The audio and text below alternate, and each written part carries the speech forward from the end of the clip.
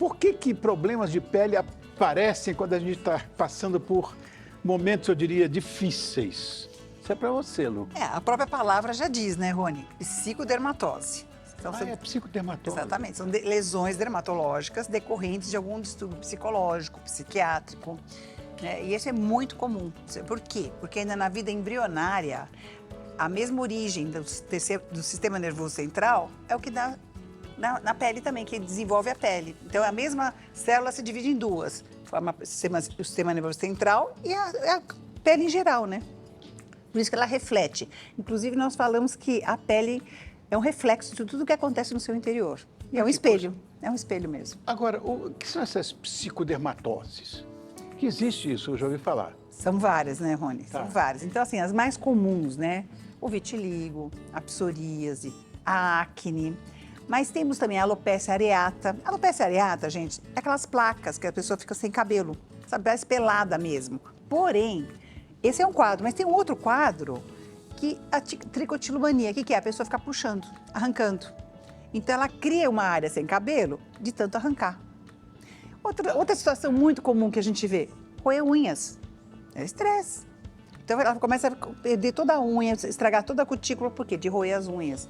Então, são vários fatores. A acne, o líquen. Então, nós temos dermatite seborreica, também piora no estresse. Olha, é uma gama enorme e agora, depois da pandemia, piorou muito. Vamos dizer assim. Vou dizer, é para eu estar sem pele, então. Vixe! Elisângela, como é que a saúde mental pode afetar a pele? Então, como a doutora introduziu, a gente está totalmente interligado. Então, o cérebro e corpo estão ali juntinhos. Vamos pensar que o nosso sistema nervoso central, ele comanda a liberação de todos os neurotransmissores que a gente tem. Então, alguns hormônios, eles podem prejudicar o funcionamento do nosso metabolismo como um todo. Por exemplo, o cortisol.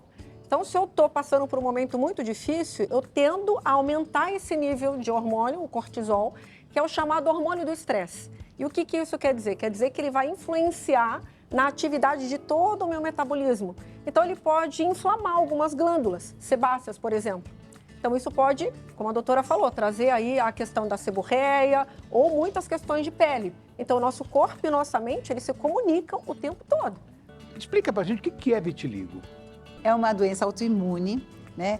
Geralmente pode ter uma tendência genética também, se alguém na família tiver hereditária, em que o melanócito são as células que dão o nosso bronzeado, que é a nossa defesa também, né? E nessas pessoas, eles perdem a capacidade de produzir a melanina. Então, o melanócito acho que morre, vamos dizer assim, né? Ele fica adormecido lá e não produz a melanina, que é o nosso pigmento. Então, o que acontece?